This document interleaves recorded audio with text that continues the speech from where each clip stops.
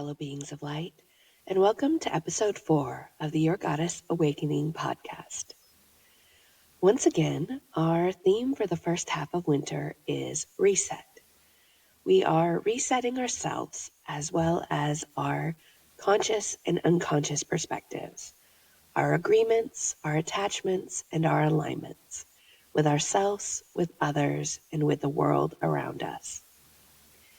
We tackled our first A, alignment, in episode 2. This week we're moving on to our second A, agreement. Joining us will be my Andromedan star grandmother, Glora, who not only has provided the outline and knowledge for this episode, but has had a role to play in many, if not all, of my own soul-level agreements. What do I mean by the term soul-level agreements? There are two main types of agreements that have a direct impact on our human experiences and the perspectives that we derive from them. The first type are agreements made on a soul aspect level, either before or during our incarnation in our current body. The most notable one being the agreement to temporarily forget who and what we are, our inner truths and connection to all, when our soul is born into a human body. This is an agreement made by all soul aspects for the purpose of allowing us to have the human experience that we are meant to have, to experience contrast, the highs and lows, so that we might better appreciate the highs and better co-create with a range of everything in between at our disposal. An individualized add-on to this agreement is taking on the specific highs and lows of each physical body, each family, each ancestral line and culture our soul aspect chooses to incarnate into. We agree to take on specific obstacles and wounds, as well as specific abilities and shortcuts on our paths to remembrance and reawakening. It is a choice our soul aspects must make, a necessary one in the bigger picture of what we, as a collective, as a whole, not only get out of the experiences, but add to the expansion of the collective on earth and beyond. Some soul aspects, my own included, make further soul-level agreements to forget something specific or to suppress a specific memory, ability, or something else until a defined date or milestone. I've definitely had several experiences of specific things being revealed in very intentional ways at very intentional points in my own journey to remembrance and reawakening.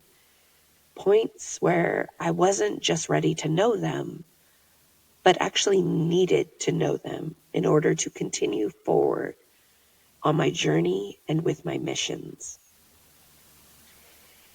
These types of agreements on a soul level can and will unfold naturally. Some would even say they should.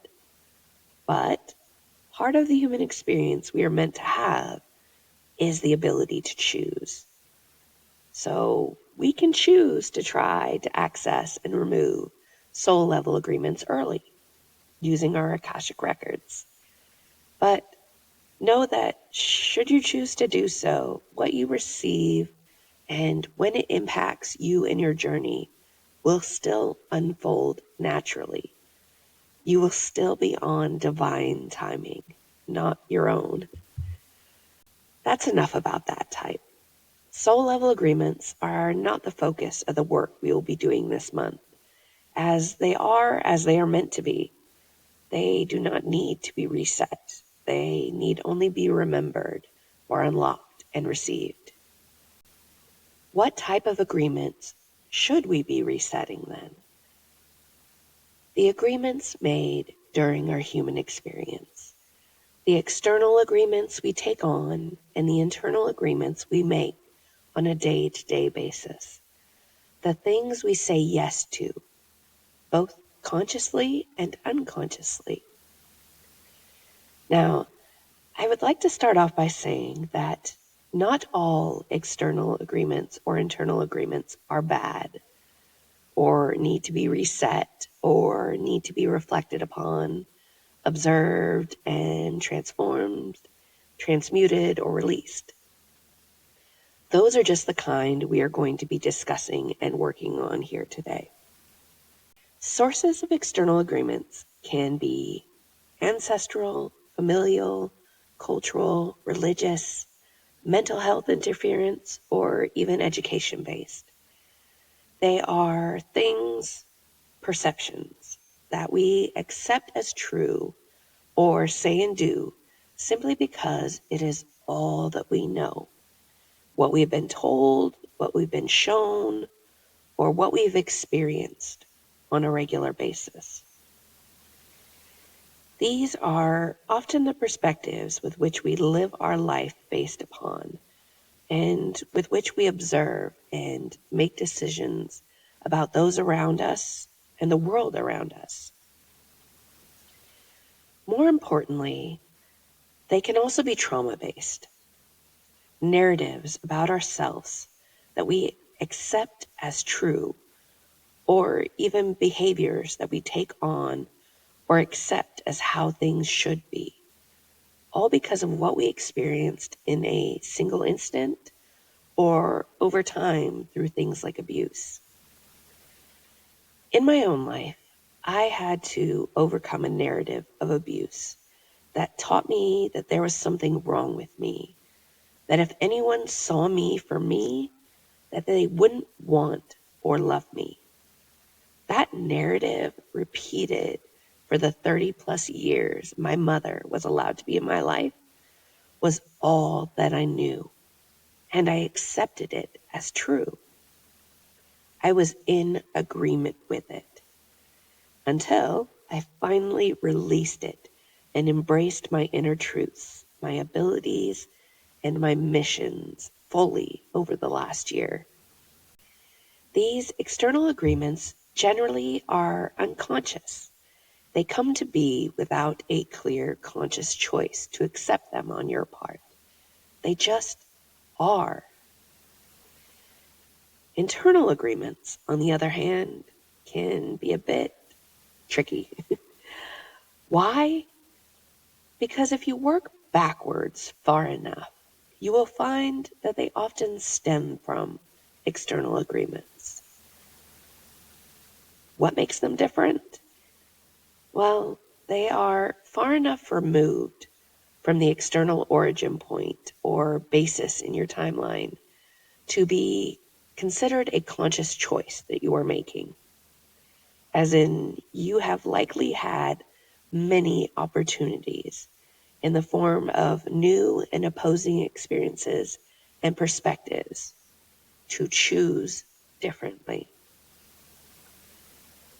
Some examples: choosing to judge ourselves or others based on those external agreements, instead of recognizing and appreciating not only our similarities, but our differences, the contrasts between us, the very thing we are meant to be getting out of our human experience. Choosing to be closed-minded to new perspectives based on those external agreements, instead of recognizing and appreciating that there is more than one answer to every question, more than one way to achieve the same result. The choice, when it comes to both of the above, will become clearer and clearer the more you open yourself up to your inner truths, which we covered back in our discussion of alignment. And the more that you open yourself up to your team of guides and to your connection to all and to source. Differences will cease to matter beyond the experiences they are meant to offer you. to offer all of us. An example from my own life: up until the last year, I had an, let's say, adversarial relationship with Bible-based religions that was formed from my own personal experiences growing up and the judgment myself and others have faced because of differences, because of abilities, because of choices, and more. What changed? I've come to see my issue is with those carrying out religion and not the religions themselves. I've come to see similarities in stories and values from not only other religions, but knowledge I've received from my team.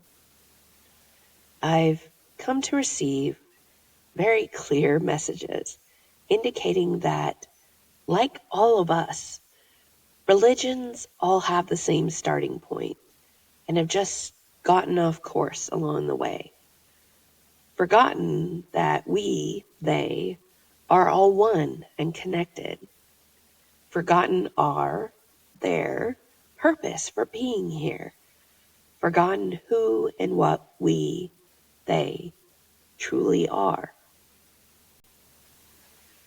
Moving on to trauma-based internal agreements.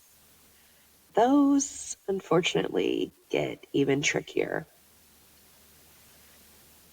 Before we get into that, though, I'd like to add that mental health interference, when untreated and unmanaged, can and often does fall under this type of internal agreement as well.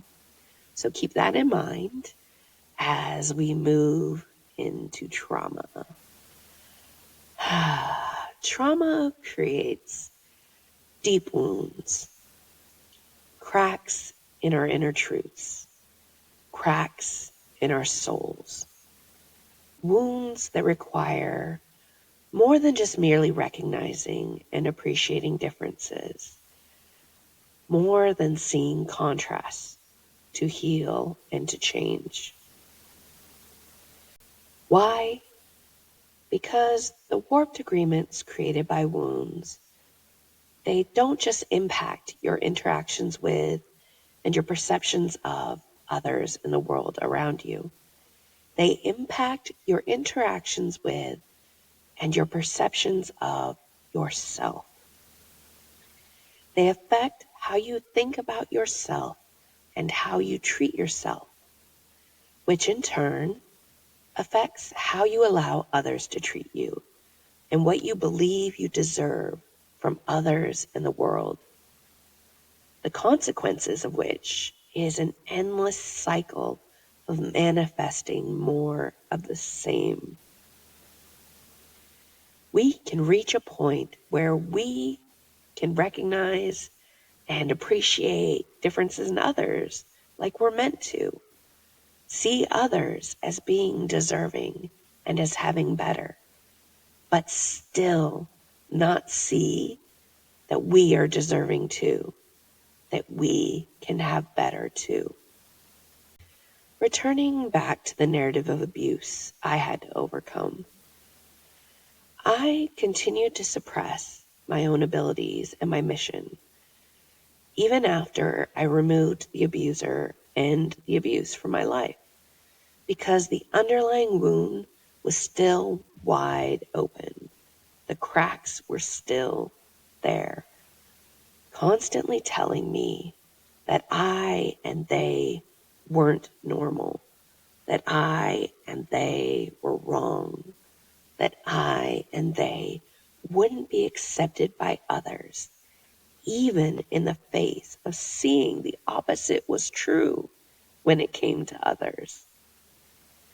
Instead of seeing myself as I saw them, choosing to dismiss that old narrative and form a new one, I let my anxiety disorder expand into social anxiety. And I let it create habits that not only allowed me to continue seeing myself as different and wrong, but isolated me from seeing it in others and interacting with others in a way that would allow me to see myself differently. The warped perceptions of my mental health latched on to those warped perceptions of my abuse trauma, and I spiraled for years until I was ready to do more than just choose differently, until I was ready to do the work, until I was open to there being a different narrative, until I was ready to question everything. And that brings us to how you, can begin to reset your external and internal agreements. I'm guessing you are probably expecting some long and difficult process, but nope, it is actually that easy. All you have to do is be willing to question everything and be open to considering other perspectives, as well as other narratives.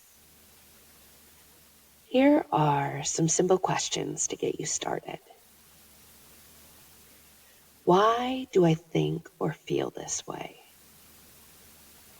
Why am I reacting this way?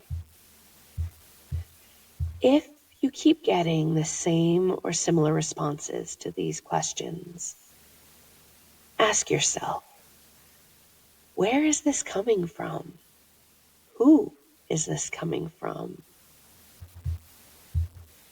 Going a step further,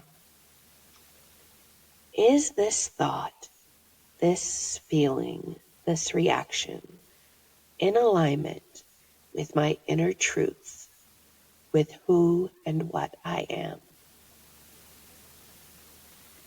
And going a step further still, some more advanced questions that add in some of those inner truths from episode 2.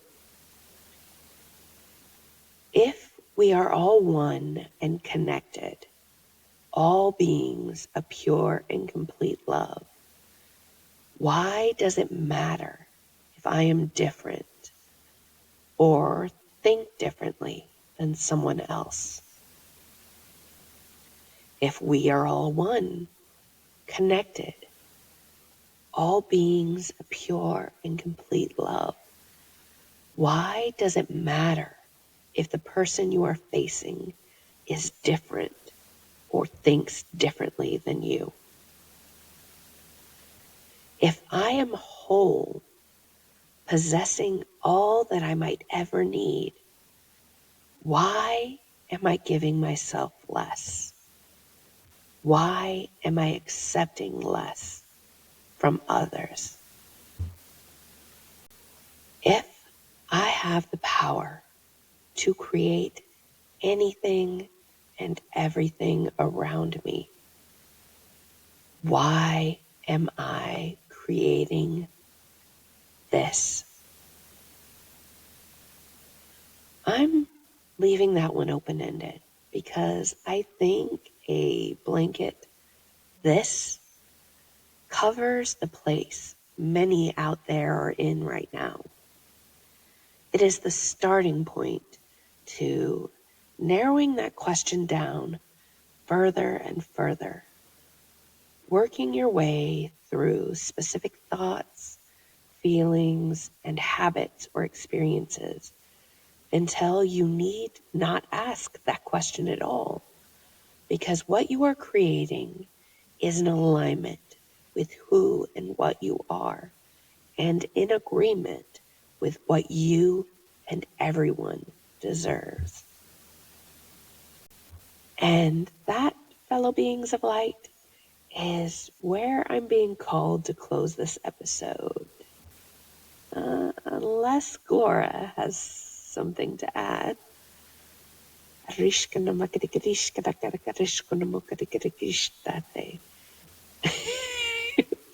Oh boy. That was a why do you always ask silly questions you already know the answer to? She likes to call me out. And she's right. I knew she had nothing further to add because I was definitely feeling her guiding what was coming throughout this episode, especially at the end there. And I definitely visualized like a mic drop moment where I ended up. So we are both complete. Once again, you can get more in-depth coverage of the inner truths discussed in this episode and episode 2, as well as more steps and tools for raising your awareness of them, implementing them, and releasing what isn't in alignment or in agreement with them through our Awareness Upgrade course. Now, through the end of December, it is absolutely free when you join our free online awakening community. You can join through our website at www.yourgoddessawakening.com. And we will be returning for our discussion on the final A on Monday, January 6th. But be sure to join us next Monday as well, as I will be sharing the second part of my personal 6 degrees of soul separation journey, which will be an introduction and dive into my Akashic records with my first soul aspect. Arushkamakati.